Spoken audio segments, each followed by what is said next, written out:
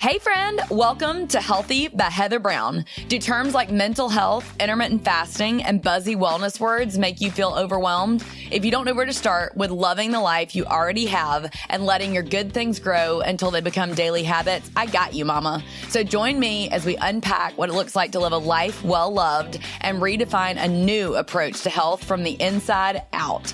Think of this space as your girlfriend's group text with the occasional dad joke and point of view from my Yankee hubby, Eric. We promise to give you key takeaways that you can implement right away to pursue health in your mind, body, and soul, because God made us that way. Don't stress. Let's hop on this Hot Mess Express together. Holy smokes, you guys. I have been teasing this guest coming on the podcast for a while. I'm so freaking excited to have Matt Beaudreau on the show today. Matt is the founder of Acton Academy Placer and Acton Academy Sacramento. As a career educator, Matt has delivered TED Talks, consulted with universities, written books, created programs that have helped to push education into the 21st century for teens across America. He currently hosts the Essential 11 podcast and is a world-renowned keynote speaker and former kickbox fighter, which y'all know Eric's going to love talking about that.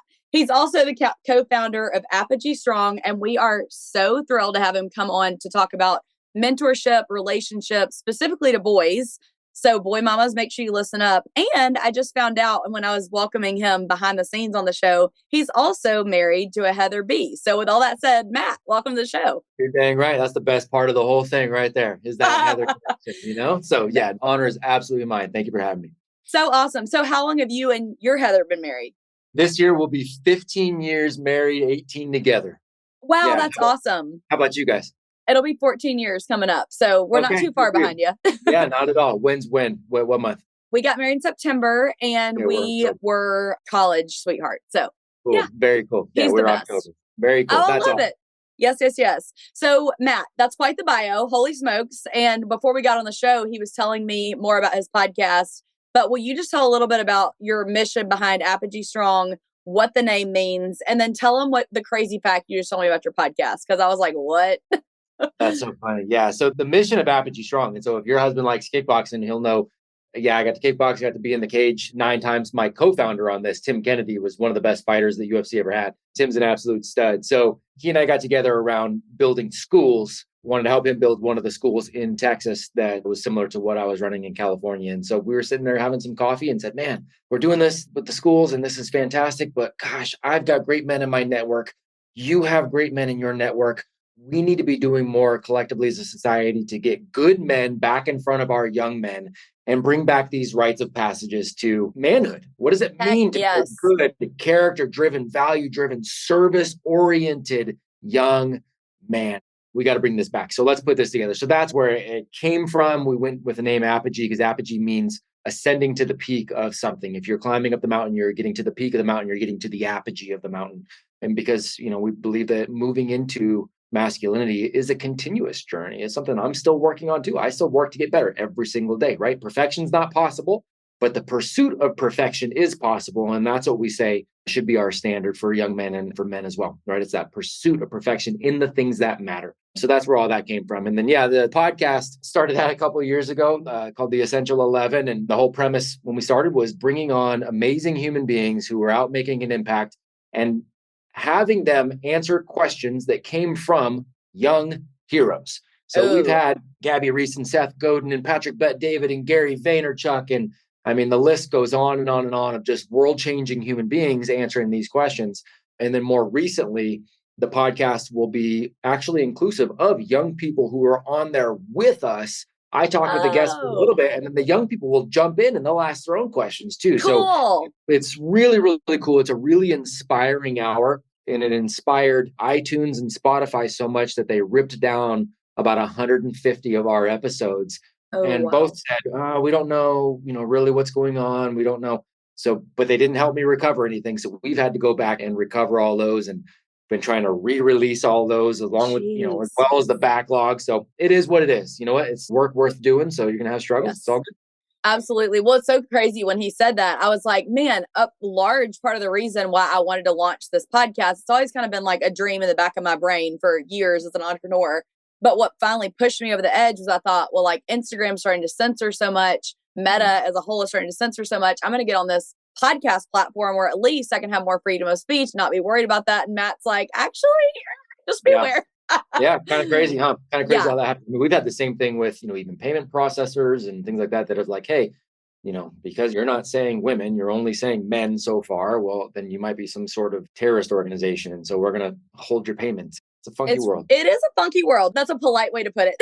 It's a very Yeah. sin-filled world. And I think that we're just watching the moral decay of our country and what we used to place our faith in God. It's getting like stripped down to the bare bones. And I found, Matt, because as the world did start changing so much in 2020 and all of a sudden censorship was becoming a thing. And Matt, I'm really passionate about sharing about human trafficking. I feel like since I have such a prominent platform, obviously, that's built online, and I know that porn and online addictions and a lot of things play into human trafficking. And so I feel a very heavy weight that the Lord has placed in my heart to care about women and children that have that happen to them or get sucked into it. And so it's just such a touchy subject because even the church is almost like afraid to touch it. And then when I started talking about it online, I literally watched my engagement like start just like Totally. boom. Yeah, just insane.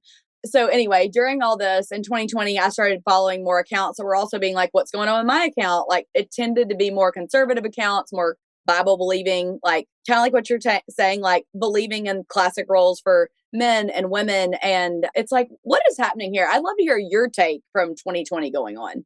Yeah, that in of itself is a big question because there's so many different avenues we can go with. And thank you for your heart in the trafficking, situation too. And we partnered with Apogee has partnered with ARC, and we're bringing trafficking awareness directly to cities. We're bringing people in, for weeks at a time to help combat trafficking issues in various cities. And we're partnering with ARC, which is a phenomenal organization, Association for the Recovery of Children. So thank you for your heart on that. So yeah, 2020 was an interesting sort of deal. So I've gotten a very unique perspective that I'm very, very grateful for. And it's kind of this weird journey of, okay, well, I was going to go into the Secret Service and I turned that down because of somebody in the Secret Service. It was like, let me pull back the veil a little bit. And here's why you don't want to, right? So I have that experience. And I was in schools, working at Stanford, working as a public school teacher, public school administrator, private school teacher, private school administrator, seeing the game of schooling and going, okay, well, that's not what everybody thinks it is either. So I've got to go build something else for my kids, right? So I had kind of that experience.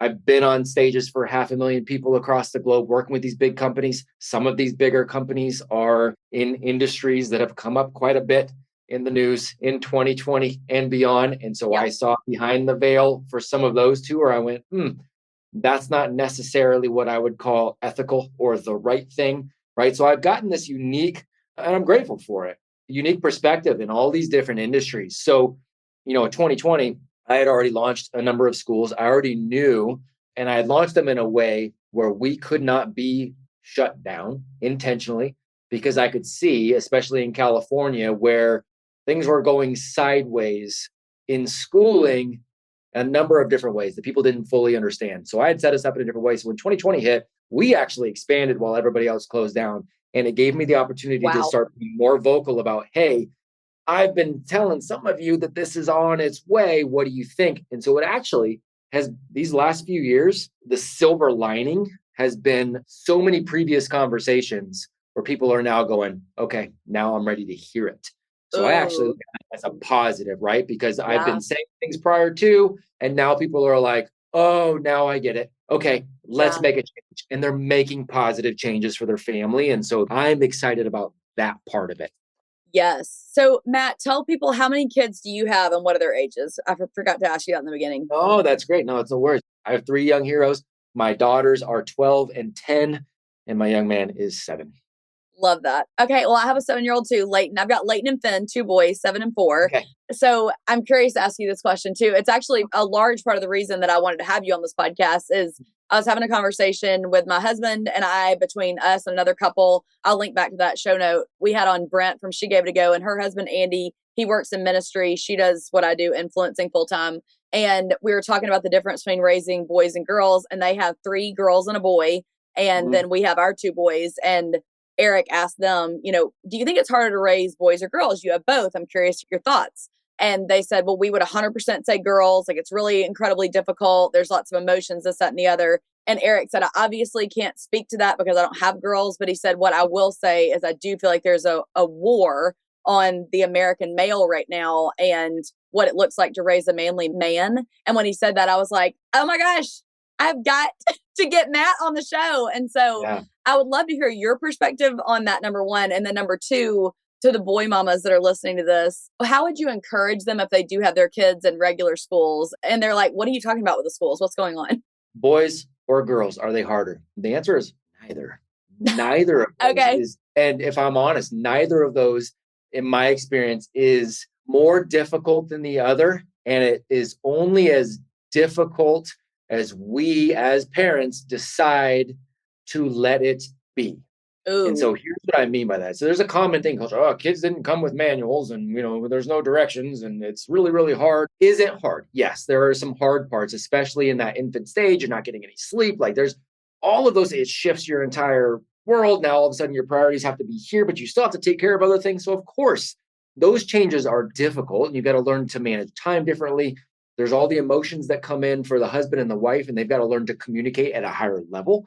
Right? Because now you have something that's more important than both of you that you are responsible for taking care of while still taking care of all of your other stuff. So yes, in that regard, there is a shift. There is a leveling up that you have to engage in. That said, if you get yourself trapped in the mindset of, oh, this is going to be so hard forever, what you tend to do and what culture tells us to do, well, is outsource as much as you can. Send them over here. Send them to grandma and grandpa as much as you can. Send them to school as early as possible. Send them to daycare. Send them over here. Send them over there. We're encouraged not to work through those hard years and set a foundation that actually makes raising children pretty dang easy. So people meet my young heroes at this point and they go, oh my gosh, how do you discipline your kids? These are like adults. And I'm like, you have to hit them with the first two knuckles, right? No, I'm like, no. When I tell people at this point, we don't have to discipline our kids. We've taught them to be disciplined individuals. That's a different thing. And we have agreements in our household that we are all going to be disciplined individuals. And we're on this mission together and we're going to hold each other accountable to that. That includes they can hold us accountable to that as well. When you have that sort of relationship and trust set up and that sort of foundation, which those first few years and you really build that foundation in, after that, are there obstacles? Of course there's obstacles. There's obstacles for us as adults too, right? But their mindset is completely different. And more importantly, we have kept them away from the distractions that exacerbate some things. The teenage years for girls don't have to be crazy just because they're going through hormonal things. But if we put them in environments that are toxic, school being one, then we're going to have more chance that gets drawn out. For young men, it doesn't have to be crazy hard. They're physically active. They want to go slay the dragon. They want to get at it. Cool. Let's give them the opportunities to do that and not send them to an institution that says, oh, you're 5 years old and you don't want to sit down and listen to something that's going to bore the crap out of most adults, never mind a 5-year-old boy. Well, then you must have a methamphetamine deficiency. No, that's not it, right? We're not going to need to medicate this young man. He's not broken because of it, right? So if we're avoiding these kind of things and focusing on that foundation, man, neither has to be, it can actually be pretty dang fun. And I would encourage parents to really want that. That's not a knock on parents. I'm hopeful that that's inspiring them because, man, I love getting to raise these human beings. And I want parents to feel that way too. I yes. Really. Amen. So that's where I start with that choice. What about the second part about people are like, okay, like, but I live in, and you live in the South too now. So they're like, I live in the South. Like, I feel pretty confident in our schools. I'm sure it's fine. What do you tell that parent that's kind of like, has no idea, which I didn't. Yeah. We're all learning. Like you said, we're trying to get 1% better every day. 100%. That's right. And most people don't understand, including, by the way, the teachers. Most people don't understand why, the big why. We're not asked to really, when I say we, I'm a credentialed teacher too. I went through the process. I went through that system, right? And you're not asked as you're going through that, what should education really be for? And why do we do school the way we do? Because there's this kind of just assumption, because we were all born into this, where school is just something everybody does, right? At this point, there is nobody that is older than the age of compulsory schooling. So we've all been born into this. So we're not asked And we don't ever really stop to think, why do we do school this way? We have this assumption that there were some sort of experts at some point that went, this is what you need to do. This is when you need to do it. And this is how you need to do it. We just kind of go along with that assumption without actually questioning, was that right?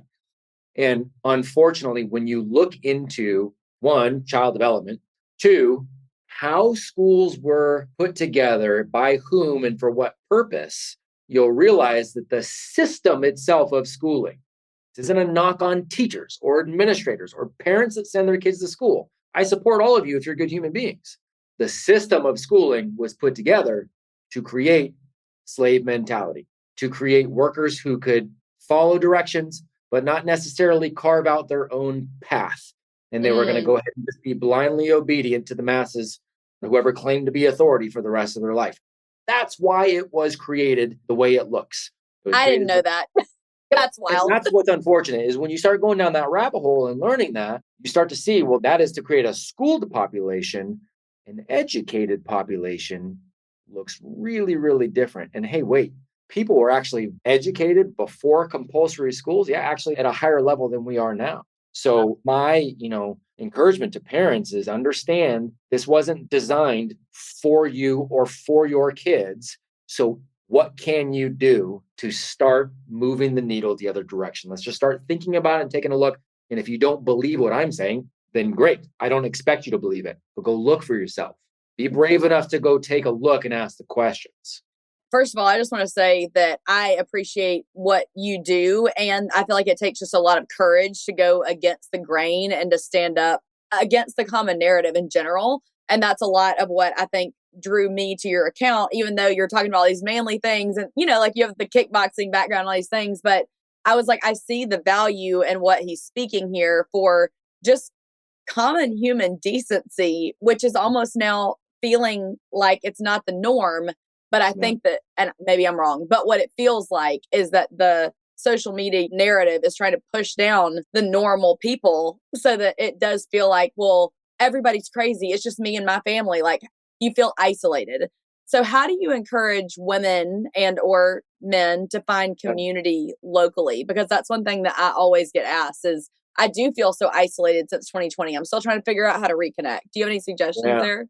I think it's an interesting question because it really begs the question when you are looking for your quote unquote tribe, right? Somebody to connect with so that you do not feel isolated. And when social media is perpetuating the narrative of that you're kind of alone, right, on this, can we use that and go the other direction? It's an interesting thing. Now that we live in North Carolina, we've been here for a little over a year.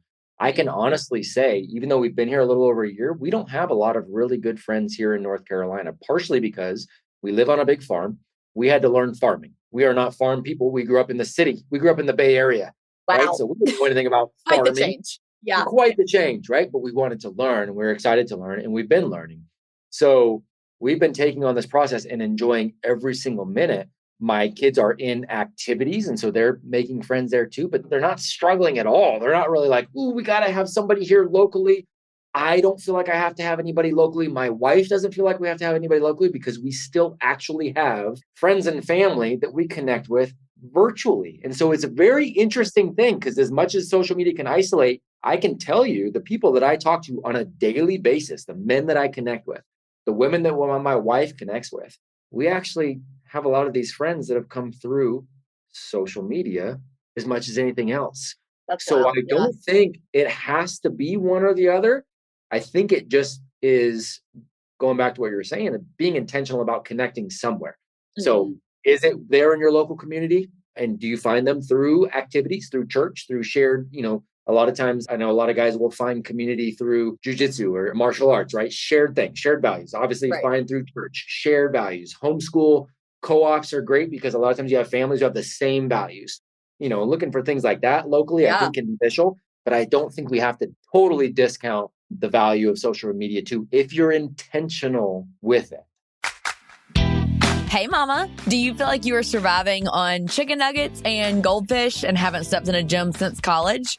Or maybe, on the other hand, you feel like you're checking every health box and are still hitting a brick wall? Well, I'm here to help you redefine what it means to be healthy from the inside out. I'm a former fitness instructor and everyday mom who is passionate about helping you create a beautiful life you freaking love. So I'm opening the doors to the Healthy by Heather Brown membership to the public and can't wait to walk alongside you and be your cheerleader. When you join, you'll be added to my exclusive Facebook group.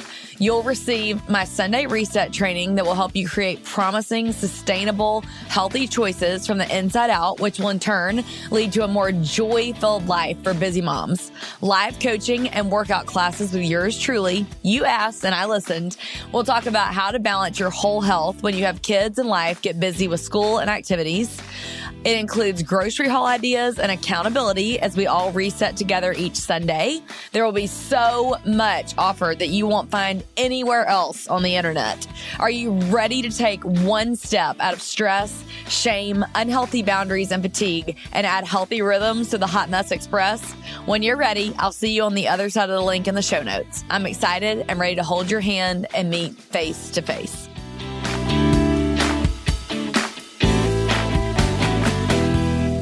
Now, Matt, so we've talked a lot about social media, and I think the biggest thing is what I hear on my DMs a lot, and I'm sure you do too, is I just didn't know that other people felt like this. Like I thought it was just me and my family, and I feel scared to say something. I'm so proud of you that you're willing to say something. And I'm like, yeah, but you have a voice too. Like if we all spoke what we thought, we would realize we're not in the minority. So how would you encourage people that are scared to start speaking out and maybe start saying things that are very countercultural? That's so good. It's so good because you're right. So many people live in fear and don't want to voice things. And it's interesting because I think parenting plays into that. I think culture plays into that. I think school very much plays into that too, where it's just like, no, you just answer to the authority and we'll tell you what your opinion is. And, there's only going to be one right answer and you're not going to be able to speak up. And so what's happened is people have lost the ability to really engage in civil discourse. So I think a lot of the fear is because it's either way over here to the left or way over here to the right. Like I either have to say nothing, or if I say it, I've got to come out and say something so aggressively that it's like, you're either on my side or you're not. You're either in my gang or you're not, right?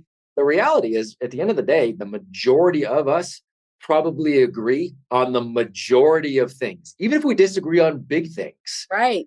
We probably agree on more things than we disagree on. So I always try to encourage people to start there. Start with speaking to like, hey, you and I might disagree on this. Here's where I think we agree. And we're both coming from this place, right? And even when I talk education, like knowing what I know on schools and why they're developed that way, I think a parent is sacrificing their child to the enemy.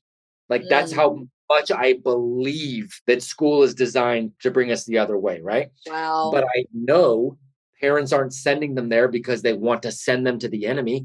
Right. They're sending them there because they think it's the best thing, because they love their kids, because they want what's best for their kids. By the way, I want what's best for my kids. I also want what's best for your kids. We agree on all of these things. Let's start here. Yes. And then I'll say, look, here's my side and here's my evidence to it without having to beat you over the head with it. And you don't have to agree with me, but I want you to at least hear this.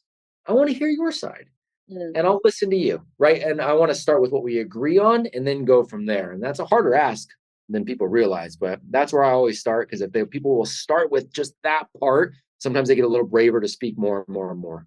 Oh, that's so good. Yes, I totally agree with that. So while we're talking about peer pressure a little bit, can you dig into peer pressure and how we can get our kids, specifically our sons, through that if they are in a school or, with drugs, vaping, whatever it is at the time? Yeah. So there's one of the common pushbacks I'll get is, hey, well, your kids have to know that life, can be hard and there's bad people out there sometimes. So might as well send them to school. And I'm like, okay, so if you are wanting to get better in your life, do you go hang out in prison for a week? That doesn't make any sense, right? If I want to love, what am I doing? I'm going to go listen to a podcast. I'm going to go read a book. I'm going to go to a seminar. I'm going to go listen to stuff. Like I'm going to go somewhere that's causing me to elevate my game, right? Well, guess what? Kids aren't practicing to be people. They're just people with less practice. They're no different than us. So what do we do for our young people? We need to expose them to as much greatness as possible. So that starts with parents. So peer pressure isn't a thing if they don't feel the pressure.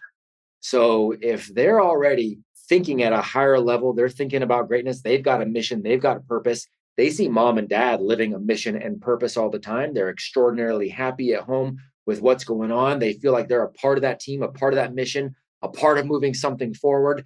They're excited. They're living an adventure. And if they're living an Yes. adventure, then something else loses its luster, right? There's not vaping. Like, it doesn't even sound cool. Yes, we've had the conversations at home about, here's what this is and here's why this will crush you and take you off tracks. Yeah, you've had the conversations. Right. But more importantly, it doesn't even seem attractive because of the mission that I'm getting to live, right? And so then you're continuously, mom and dad are living the story. They're bringing that young hero along. They're lifting eyes to the horizon. Here's what's ahead. But then they're also telling stories of other people who live that way too, right? We've lost the ability to put heroes up in front, in the media or in movies or in books or in music, putting heroic stories up there for us we connect to stories as humans. Yes. So but movies portray victims, media portrays victims and the victim mentality. And that's what's trendy. And that's what's put on a pedestal, right? So that's what they're now looking to as on the horizon. And then they have mom and dad who are like, I hate my job. Money doesn't grow on trees. And they're like, it seems very unattractive to be an adult, Right. Yeah, totally. So, Eric is going to love that quote you just gave about victim mentality. That is like his biggest soapbox. He cannot handle it. It's such a big issue, right? It But we're is. putting that on a pedestal. We're making that a new value.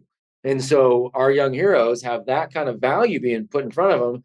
So, man, some sort of distraction starts to look more attractive because it's like, man, at least I can get out of this nonsense for a little bit, right? So they've got a mission and they have amazing humans around them and they're hearing these stories and they're consistently being pointed towards hero stories.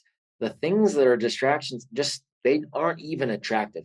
Yeah. People can't believe that my 7-year-old boy has no desire to play video games, really. I'm living it. That's Like, awesome. why would I care to go do a virtual, right? And again, that's so important, especially for you, if you're raising these young boys, please understand that's a God-given DNA. We want to conquer. We want to go slay the dragons, man. We want to go fight the battles. We want to go rescue the princess. Yes. Raising Boys, the book. Oh my gosh, we want to do that so bad. But then if we get shown, okay, well, we can do it in the safety of your own home. And here's how you live this adventure through a controller. You're like, well, this is easier because I don't have to actually do anything in public. If I fail, I get to, cool. Well, then that absolutely leads to turning the volume down on what you do in real life. That virtual box check that you can do through video games. So it's like, well, how do I do this with relationships? And we know how to get that with relationships too, right? Yeah. And these are real issues. And by the way, this isn't just me spouting off. This is me 2 decades working with young human beings. And I'm hearing it straight from them. I deal with it day in and day out, just with the parents, with the young people themselves. Yeah. Right? It's a real issue. So absolutely. So what does it look like to shape a family that is countercultural and teaches boys to be God-fearing men? Like if women are listening to this and they're like, oh, I didn't lay the foundation. My, 10, 11, 12-year-old boy is always stuck in video games. How do you kind of encourage them to break that cycle? Yeah. How do you encourage the parents to break the cycle? Because it's theirs. That's their cycle. Yeah, for sure. It's the parents' cycle, right? So the parents have to get their stuff together first. The hardest part of parenting is making sure you're doing the right thing in your own life. That's the hardest part of raising any young people, is making sure you're dialed, because they are going to become who you are before they become anything you tell them they can be. So you got to do the work first. So that's the hardest part, right? So they're the ones that put the video games there. They're the ones that bought it. They're the ones that are allowing it. They're the ones that are setting that standard at home. You make normal what you make normal. It is normal in my household for my 10-year-old daughter to ask me a question. Like she asked me a question a few months ago. She's like, okay, so I'm listening to all this stuff about the Fed printing money. If the Fed just prints money all the time, anytime they want to, well, then why are they so concerned about taxing everybody else? And I posted something about that on social media and somebody's like, I'll take something that never happened for $500, Alex, because in their mind, that's not something a 9-year-old could ask. You know why? They don't set that standard. In our household, that's a normal conversation. In our household, my kids look at the P&Ls of my business. In our household, my kids understand our trust structure and the cash flow of our family and how things work. That's a normal conversation for us. Talking about what's on reality TV or what's going on, like that's not normal for us. Yeah. Right? When that's parents so good. have these kids playing videos, they've made it the norm. So you've got to start shifting new norms. And in order to do that, you've got to be inspired, and you're going to have to figure out how to inspire them as well. So you've got to get together on a mission as a family and have family agreements, not you need to get off the video games. No. We together need to go after something here. And that means, yes, mom and dad are going to hold you accountable for moving towards this mission. You're also going to get to hold us accountable for moving towards this mission. Yes. I always tell people we have 11 rules in our house. It's a family contract. And that family contract is how the Beaudreau family looks at the world and operates within the world, which means if dad is missing the mark on any one of those 11 at any time, any of my children or my wife can go, hey, this is how we do it. Right. Going on. Refer to number 4. Refer to number 4. Right. Number 6, no complaining, fix it. You sound like you're complaining. I don't hear a solution, Dad. What does that look like?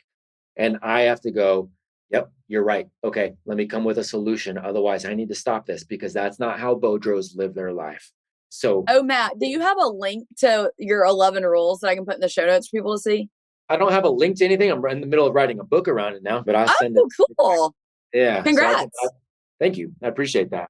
I can send you a list of the 11. And what I tell people too is that people will send the list before we've gone through the 11 on podcasts. Every once in a while, what I want people to understand is those 11 are highly, highly personal to us too, right? So if I say one of our rules is to be a copycat, people go, okay, well, that's stupid because cool. This isn't yours. This is ours. This is mine. Family, and there's a specific meaning around that term for us. Here's what it means, right? It's copying the patterns of success that have been laid out by other human beings, right? So if you see somebody who is living a way you want to live or doing the things you want to do, well, there was a roadmap for them to get there. So let's take a look. Let's understand what that roadmap was. And let's find the bullet points. How can we copy that roadmap, not become them, copy the roadmap so we can potentially take a look at some of the same opportunities, right? Like that's what that means to us. Yeah. So that's why that language is there. So I encourage families to create yours that makes sense, but I'm writing a book on all of those and how to extrapolate all of those into moving your families forward. That's super cool. I know we're running short on time, so I'm going to change the subject a little bit. We're recording this ahead of time, obviously, you guys. So when you hear this, it won't be as recent to you. But in Nashville, not too long ago, we all know what happened at Covenant School. And we all know that, there is a crisis in our culture around masculinity. So do you mind sharing just a little bit about what are some ways that we can start calling behaviors toxic and childish without associating it with masculinity? And is there anything that you think like people, I say the word like influencer or like people with influence, but every person listening to this, you have influence because you have a social media platform, you have friends, you have family, you go to a church, people. What are things that believers from the ground up can do to start changing this narrative around toxic masculinity and what is becoming such a loud voice from 1%? Yeah, it really is. I want everybody to get in the fight, but think about what you're fighting. You're either going to fight against something or you're going to fight for something else. And each one takes the same amount of energy, right? So I think we spend a lot of time fighting against the narratives that are continuously coming out. And so we're in a very reactive mode, right? Where we're fighting against this and fighting against that and fighting against this. Now we got to go, what else? What's the next thing to fight against? When we should turn around and go, what can we go fight for? How do we go make the voices louder of, hey, look at this young man and what he is doing here that is changing the world. Let's put a spotlight on him. I did the same thing as far as schools. I can battle what schools do all day long, but that's a form of just complaining. Or I can follow my own rule number 6 in the house and fix it, right? So I could spend my time fighting against something that's not going to change, or I could spend my time fighting for the change that I want to see. And I started creating schools of my own and inviting other people along. So in any of these things, rather than fighting against something and that narrative and putting ourselves in there, let's fight for, here's what great character-driven, value-driven, service-driven young people look like. Here's what they're doing. Here's where you can find them. Let's highlight them. Let's spotlight them. Let's have more of them. Good leaders create other good leaders, not followers. So anybody that's influence Like you said, everybody's got it. So influence other people to continue to lead as well. That's what we need to be doing. And Matt, you brought up such a good point. We've been talking about, like kids, they're going to follow what you do. Well, you can't expect your kids to surround themselves with great people if you don't do the same thing. So 100%. I would just highly encourage you guys to force yourselves outside your comfort zone and connect with people either online or in person that do force you to level up. Like, to me, inviting these people on the podcast that I respect, like Matt, that's forcing me to level up, because I'm like, he's going to bring the heat and he's going to bring new and challenging concepts to me, but I'm not afraid to ask questions and I'm not afraid to be challenged. And so I want to challenge you guys today. If you listen to this and you feel challenged by it, screenshot it, tag me and Matt, and tell us what you're going to do today to make an impact, what story you can highlight, how you're going to level up your life today. Because it's a day by day choice, truly. What you just did was you called people out as an educator would. I always differentiate between teachers and educators. And educators will do exactly what you did. They want to inspire curiosity, continue to ask good questions, right? I don't expect anybody listening to this, they don't have to believe a word I have just said, but I do expect them to go look it up and see, was I right? Was I wrong? Do you agree? Do you disagree? I'm okay with all of those. Yeah. As long as you take the action. The opinions of 10,000 men mean nothing if they don't bother to look at what you are doing and what you're talking about and actually take a look at the evidence. Doesn't matter. Yeah. So you called people to be curious, and then you called them to then take action and do something else. Those are the two things. If people would switch back into that, switch back into curiosity mode, ask the question why, and then be willing to take a step forward, we would drastically change the society we are in. Woo! I'm like, that'll preach right there. Thank you, Matt. That's awesome. Well, I have one last question I ask all guests. So why don't you tell everybody where they can find you, and maybe like what your favorite resources you have out right now, so I can link it in the show notes for them. Thank you. I appreciate that. Right now, so we're redoing an entire website with a documentary attached, which is going to be great. It's going to put all of our programs under one spot.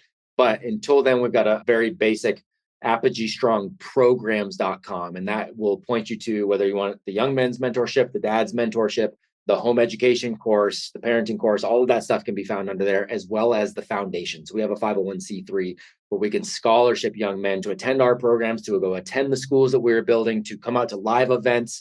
We can use those scholarships to help, what we're doing with ARC and the trafficking. So really, ApogeeStrongFoundation.org is another great place to go. And I'm probably most active on Instagram at my name.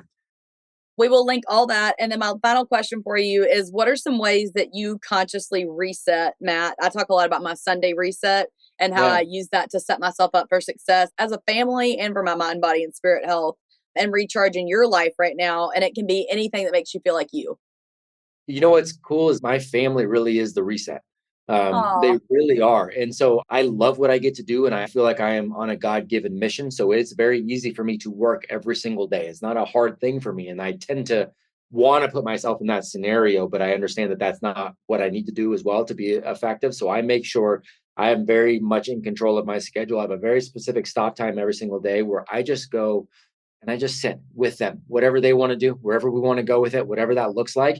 That is what recharges me so I can get up the next day and be fully ready to rock and roll to serve others as well. So it's very easy for me.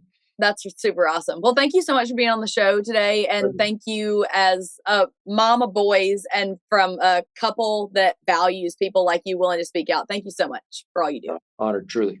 Absolutely. All right. Well, you guys, like I said, please screenshot this episode, share it to your stories, tag me and Matt. I will put all the resources we talked about in the show notes. You guys have a beautiful day and go get bold out there. If y'all think I'm a little crazy, just wait till my favorite guest joins me in the marriage corner. It's my hubby, Eric. Welcome back, girl gang. Get ready. I asked Eric to do this for me as a personal favor. All right. So Heather asked me to come on and she said, Eric, you have got to listen to Matt's interview first. Now he has a UFC background, kickboxing. And she said, Eric, is there any way you could do a UFC intro? And I'm like, well, there is this guy named Bruce Buffer, and he always starts the UFC fights. And when it's the main event, he comes on and his big tagline is he introduces the fighters and he goes, "It's time for the main event." So I'm sorry if that was very loud. And I'm sure I did not do that justice at all. But I think that I'm most excited about starting this conversation about this podcast you did with Matt, because it really did speak to me. And you were so enthusiastic about the interview. you're very enthusiastic about all your interviews, but you said, Eric, I think you're going to really relate to this. And I think you're going to have a lot of points. And I thoroughly enjoyed the interview and I can't wait to discuss it. Yeah, for sure. So we don't actually normally even do this on the podcast where we discuss the episode prior in the Marriage Corner. But I've been following Matt now for probably close to a year, maybe a little bit longer. And I've sent several of his things to Eric, like, oh, I think you're going to like this post he did, or, whatever the case may be. So then when I had him on the podcast, I called Eric like on fire. Like, I was like, this is awesome. I can't wait for everybody to hear it. Like, it's going to be so good. And I was like, is there any way you'd be willing to listen to it early so we can talk about it in the Marriage Corner? And Eric was like, if you're this fired up about it, sure, let's do it. Most definitely. And I listened to the entire interview. And I guess one of the first things that stuck out to me about Matt, and I almost feel like I can just call him by his first name because he just seems so relatable. I just felt like there was something different about him, the way he spoke, the confidence he had. And, this isn't to toot my own horn or your own horn, but I know people say this about you and they'll say this about me at the hospital at times, but I'll talk to a patient or things of that nature and they'll kind of say that same thing. They're like, there's something different about you. And, sometimes I'll go into my faith and that's a good opportunity to talk about that. I noticed that same genuineness, that same contentment, that same confidence when Matt was speaking about the topics that are close to his heart. And you can just tell that that really is Christ in him. And I think that's the same thing for you and me. And like I said, this isn't to toot our own horn, but a lot of times when you are around people that are believers, I do feel like there is something different about them. It's hard to put your finger on it at times, but it is a contentment. It is a genuineness. And I could tell that about Matt. Yeah, I would definitely agree with that. And I also actually told Eric when I got off the phone with Matt for the podcast interview, I said, he reminds me a lot of your dad, Eric. So Curtis A, we jokingly call him Curtis A. But Kurt is very much so a positive energy too, where you'd be like, how was your day, Kurt? And he's like, oh, every day's a great day. And that was kind of the type answer that Matt got. And I really love that perspective. And I know that I often challenge you guys listening to this as well as myself to have a no complaining day or a no complaining week. And I really do think that that goes far as well. And kind of going off of that same topic, that was one of the things that stuck out to me later on in the interview was him talking about his 11 rules that his family lives by. I thought that was great. I can't wait for when the book comes out. But one of the other things that you guys touched on at the very beginning was you asked him the question that I had asked our friends, is it more difficult to raise boys or girls in your opinion? And I really liked his answer, which was neither. And I think that's a mindset change in that you're not looking at it from a negative point of view, but you're looking at it from a more positive point of view and to really take ownership in the raising of your children. And I think at times we do fall in the trap of what are the difficult aspects of being a parent as opposed to what are the joys of being a parent? What are the responsibilities and take ownership in those responsibilities? So I really liked the way that he answered that question and framed that question. I also have to say, like you said in the interview, I was hooked when you mentioned, kickboxing, former UFC fighter with Matt being in the cage 9 times. His co-founder, Tim Kennedy, like he mentioned, one of the all-time greats he's fought. This was like hit home to me because I've seen his fights against Yoel Romero. I've seen his fights, which he was robbed on, by the way. Make your husbands listen to this episode for real, girl gang. So, he's beat Michael Bisping, who was a UFC champion. Tim Kennedy is an all-time great. He's doing great things with the military as well, too. So I was hooked as far as that is concerned. I guess a couple other things. I just wrote a bunch of notes while I was listening to the podcast because so many things stuck out to me. So let me comment on that before you say the next thing that stuck out to you. One thing that I was just talking with actually at our Bible study, and a girl is actually starting to sub some Hoover High School. And she said, y'all, kids are not the way that they were like even a few years ago as a teacher and just from when we were growing up. And she was talking about just how the schools, are forming these kids and what the culture looks like and how different it is. And she said, we obviously couldn't have cell phones out in class because, well, first of all, we had Nokia bricks.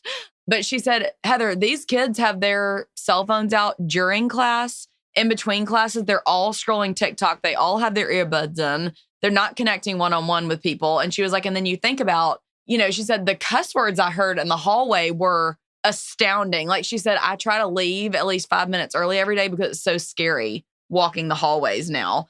That really struck me after this conversation I just had with Matt Because I think a lot of times you think, like I said, that you're in the South and you're in this, quote unquote, great school system, but it's just eye-opening. My eyes were like, whoa, after hearing all this. I hear similar stories as well, too, amongst our friends who are teachers or around children a lot, just how things are different, expectations are different. And when you said that, it made me think about what Matt had said about really taking ownership as a parent.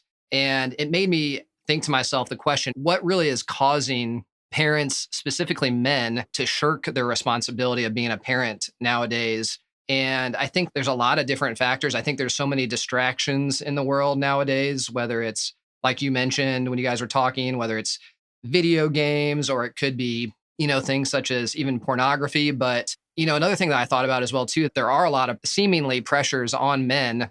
And some of those, include, paying bills, you got your mortgage, you have paying for, if you private school, all the things going on with school, extracurricular activities. It could be saving for your retirement. And I think a lot of men, they almost get overwhelmed with all of these responsibilities. But then also, too, we talk about this a lot. I'm a big believer in perspective, and it's really easy to, and you guys talked about this as well, too, is talk about that victimhood mentality. And if you take a big picture perspective view, men nowadays and people in general have it better than they have ever had in any history, in any generation. We have it better. Just a few generations ago, people would wake up and think to themselves, how am I going to survive today in the USA? Yes. In the USA, there are people that definitely have those hardships, but for a majority of people, they do not have to worry about that. Instead of worrying, how am I going to survive today? We get to worry about how am I going to thrive today? And that's a completely different mindset. And if you have that mindset, all these other pressures that you have on you that maybe are causing you to shirk from your responsibility, whether it's bills, money, marriage, all these different things. If you take a big picture perspective, they really pale in comparison. And whenever I'm able to take a step back, it allows me to refocus and really think to myself, all right, let's do this, Yes. And I think that one thing that I have felt convicted about recently, and I think that as moms, you'll probably relate to this, is that I actually think that even though, the boys come home from school each day or even on the weekends, a lot of times they are playing outside, which is great. I absolutely love that for them. I want them outside playing with their friends. And I know you're never going to be a perfect parent, and there's grace for that. But one thing that I felt a lot of, I guess, disappointment in myself maybe is that I am almost like shirking the responsibility, though, of still having those one-on-one conversations with my boys, or being like, yes, I want you to go outside and play, but I'm going to go play with you because that's my time that I have to invest in you. Now, do I think it's my job to entertain them all the time? Absolutely not. Do I think they should play outside with their friends some? Absolutely, yes. But I think that I've almost taken advantage of the fact that I have said no iPad, during the week, and I'm sending them out to play all the time. But then I'm almost removing myself from being their primary truth teller of having real conversations, getting into their day. And I do think, Eric, I'm really proud of us. They only do soccer practice and soccer games, and they have swim. They're not in a ton of activities. But I think I just want to be more intentional about the time that they are home from school. Me being the primary one pouring into them and speaking things into them versus other kids that are, not believers or just different, things are prioritized in their home.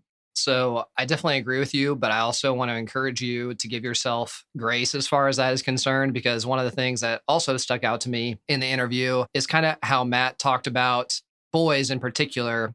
They want to be heroes. They want to slay these dragons. They want to go on adventures. And I was actually just talking with my dad. I grew up in a relatively similar environment where we had woods behind us.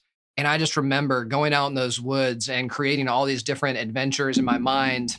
And our boys nowadays have a zip line that they have been obsessed with in one of our neighbors' backyards. And I definitely think there's a time and place to have those intentional conversations with our boys. And that was another thing that I was going to ask you about later on in the podcast, about specific things that we can do as a family that kind of Matt touched on as well, too. But I am more than happy, and I'm so thankful that our boys have friends. I don't want to know what they're doing out there. I really don't. I want them to push boundaries. I want them to get hurt. I want them to take risks, and I'm so happy that they have that opportunity. And I think one thing we need to do as society is really, we try and protect our kids from every hurt, every slight. And you know what? When that gets into the real world, we're not going to be there for them to protect them all the time. Mhm. And I would rather, like Matt said, implement those expectations and those standards now as far as learning, getting hurt, dealing with kids, other kids, different interactions. Those are all critical aspects of growing up, in my opinion.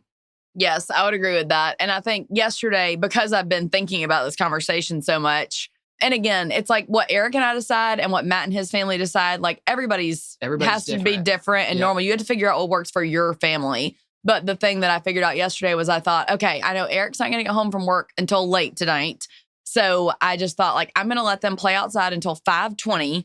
And then I'm going to cut off my work. And then I'm going to tell them, hey, come inside, quit hanging out with the other kids. And me and them are going to go walk over to a creek or to a park or something. And we just marveled in the outdoors. And like they got wet. They crossed over. They built quote unquote dams like the beavers do over creeks. And Finn almost fell in the water. Shocker. And so it's just really cool to get to like walk and talk and then experience outdoors with them. And it just felt like I was really excited about the way that perfect balance played out yesterday. Obviously, every day can't be like that, but I was excited to almost think like, how can I make that a priority at least a few times a week? For sure. And one of the things that you just touched on is that everybody's family is different. I think sometimes it's very easy to compare ourselves to other people and try and have these big ideas and do all these things. But you know what? Just being a good dad and being involved with your own children's life is enough. One of the things that Matt talked about was, instilling these servant hearts, service in community. And that's going to look different for each person. You could be a community speaker. You could go to local rec halls and do that. For me, one of the small things I do is I coach our kids' soccer teams. And I love to do that. I love to play soccer. And one of the other things you guys spoke about was the victimhood mentality, which, like you mentioned in the podcast, that's one of the biggest things on my mind right now is how easy it is to get into this victimhood mentality.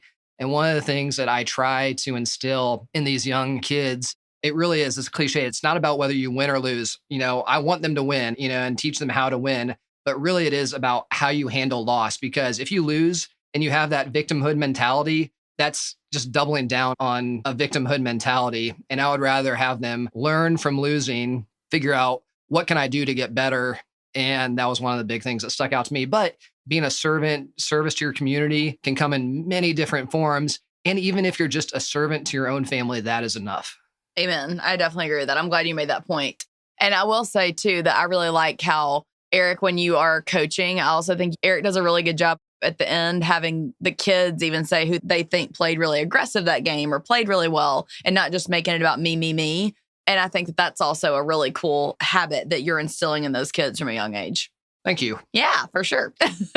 I think one of the other things I thought about was different types of leadership because each person is so different. There's people that are introverts. There are people that are extroverts and how people get their energy. And if you look back in time, and one of the things Matt talked about was he's trying to highlight these different heroes and leaders in society. And I'm sure he would probably agree. There are many different leaders that were actually fairly soft-spoken that, whether it was through just example or could be more silent protest. But then there's also huge leaders that are more extrovert that you think of your classic, military leaders, things of that nature. But leaders really do come in all shapes and sizes. And one thing that I would like to do is I think dive more deeply into how do we cultivate these leaders, especially with children that have different personalities, because not every child is going to be your prototypical leader with this big extroverted personality, come follow me, but how do we get these more soft-spoken children, which that's just how God made them. How do we give them confidence to be leaders as well too? Yeah, I really, really like. I do think that actually part of what you're saying though, is that's part of your parental responsibility too, is to figure out ways to make your kids or at least assist them in thriving and understanding where their identity comes from. And, that God calls them to serve him and that they can be servant leaders. And I think actually your dad did a really good job of that too with you guys. So Big Kurt, he comes through like a champ. That's what our kids call Kurt to say, Big Kurt. So I've got one final question, just kind of based off of your interview for you. But have you thought about any practical ways of the things that you spoke about with Matt that maybe we could implement into our family and what that may look like? Yeah, I definitely have been thinking about this a lot. And I really like also how Matt kept saying, you may not agree with me. You don't have to agree with me. But what I'm asking you to do is to think about it and do the research and not just accept the status quo. To me, that is like one of the biggest life lessons that I feel like me and you have even like taken on since 2020. Would you agree with that?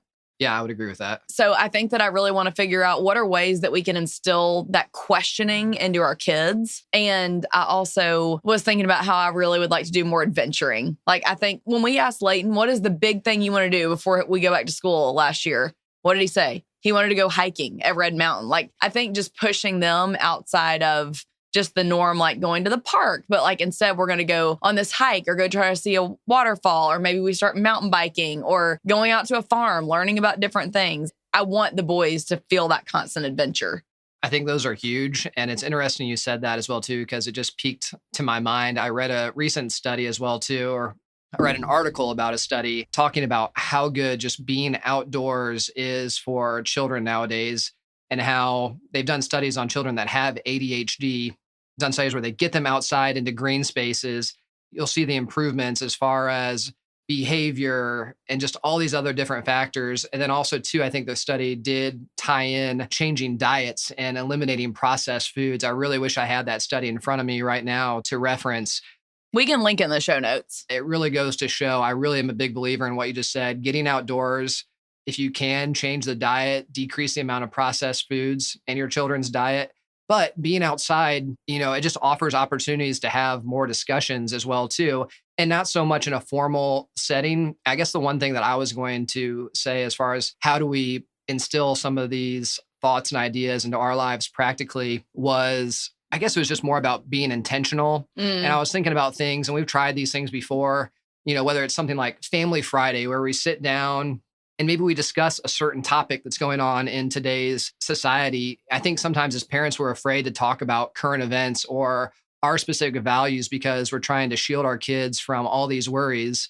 I think there is something to be said for that, but I also am a big believer. And as I get a little bit older as well, too, I don't want to shield my children from the hardships or the worries. I would rather have them be tough, resilient children now, understand what's going on, be set in their moral grounds, then later on them having to struggle with that themselves. Obviously, we're always going to be there for our children, but I would rather set that foundation now than later on. Yeah. I also really was intrigued to hear what you thought about what it could look like, to how he talked about disciplining his kids with like, we're all self-disciplined. How do you think that could play out in our family? With a 7 and 4-year-old, I'm like, that's different grounds to think about, Well, I think it goes to, once again, holding each other accountable. And if you sit down and discuss whether it's Matt's 11 rules of his family, like he said, it's different for each person. His 11 rules aren't going to be our 11 rules, or we might have 3 rules or 5 rules, whatever it may be. Mm-hmm. But I'm a big believer in holding each other accountable, because if you do it in the right way, like we say, time, place, and manner is so important. It really is important to hold each other accountable, and for children just to learn the importance of constructive criticism, that I'm not doing this because I want to be mean to you. I'm doing this because I love you and I want to hold you accountable. I want you to be better. And as they get older, these kids, they're going to get criticism from their boss. They're going to get criticism from their friends, from their loved ones. And it's really important to learn how to deal with that now and take it in a positive as opposed to a negative. So I'd rather have those conversations now. I agree. And I think that it really does, to me, it made me think about how am I going to be more of a proactive parent versus, I think sometimes when I am being lazy, I can be more of a reactionary parent. For sure. And I think it's very important to try and be proactive as opposed to reactive. And I know we both fall into that trap sometimes, but that's something that we can both practically work on, I think. And hold each other accountable. And look at that, already working on it. All right. So last question. Are you ready to move to North Carolina and be by Matt and start a co-op with him? Let's do it. Eric knows I want some chickens. I want some chickens real bad. All right. We're coming. Let's go. Come on, Matt. If you get a horse, we're sold. That's right. All right. Let's be honest. I'm probably not leaving Birmingham, Alabama anytime soon, but maybe get some land a little bit outside and have my animals. It's okay to have options. That's right. Options. All right. You guys have a great week. Don't forget to screenshot this episode, post it to your stories, and do what I challenged you earlier with Matt. And then my next thing is I'm going to challenge you today to send this to your husband and ask him to listen so you guys can discuss it too, because it was really fun, not only to hear it, but then to get to hear Eric's take on it too. So let us know how that goes. Y'all have a great day.